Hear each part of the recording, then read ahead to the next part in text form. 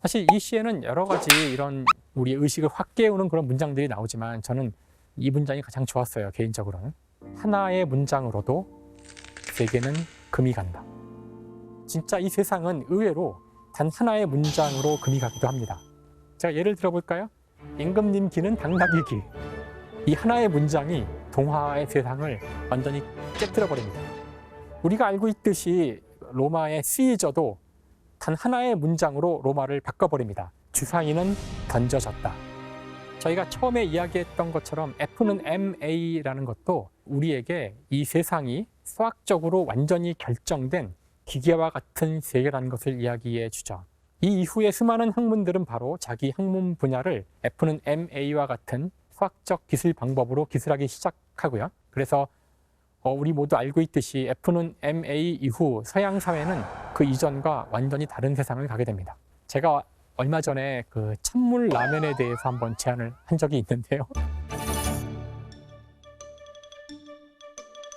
제가 썼던 이 찬물 라면에 대한 하나의 문장이 저희 대한민국 사회에 금을 가게 만들었죠.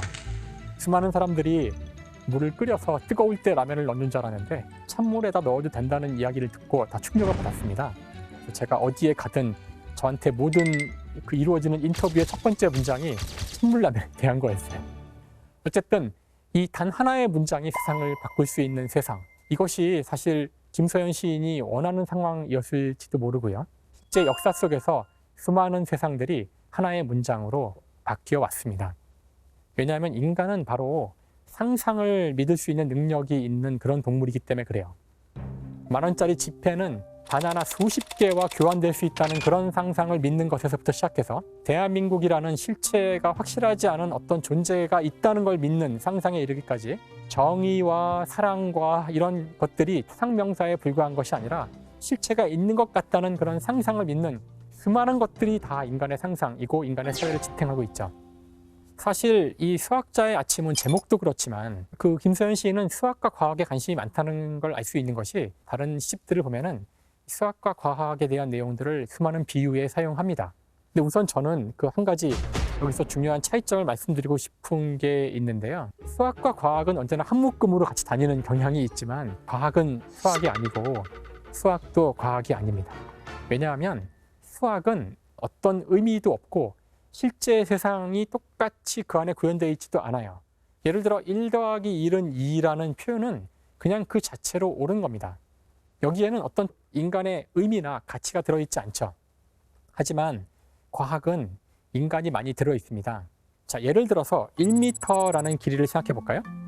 1m는 존재할까요? 1m는 수학적으로 존재합니다. 1은 수학에서 가장 중요한 숫자 중에 하나죠. 하지만 과학적으로 1m는 존재하지 않습니다.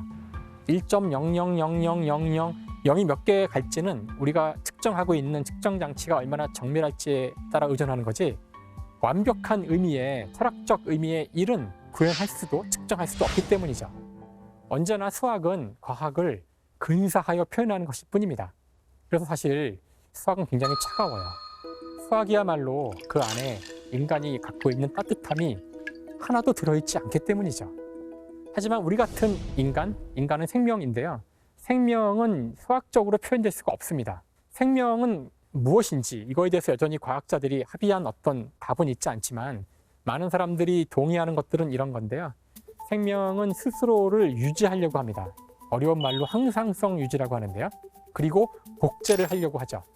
왜냐하면 항상성을 영원히 유지하면 좋겠지만 결국은 늙어서 어딘가 망가지게 되거든요. 우리 같은 다세포 생물들은 복제를 번식을 통해서 하게 됩니다. 하지만 모든 복제는 완벽하지 않아요. 즉 복제를 하다 보면 언제나 실수를 하게 되고요. 원본과 복제본은 똑같지 않죠.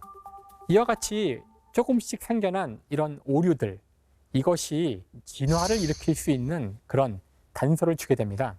사실 진화가 없다면 또 문제가 생겨요. 우리가 항상성을 유지하려면 주변의 환경에 자신을 잘 적응시켜야 되지만 환경은 계속 변해가거든요.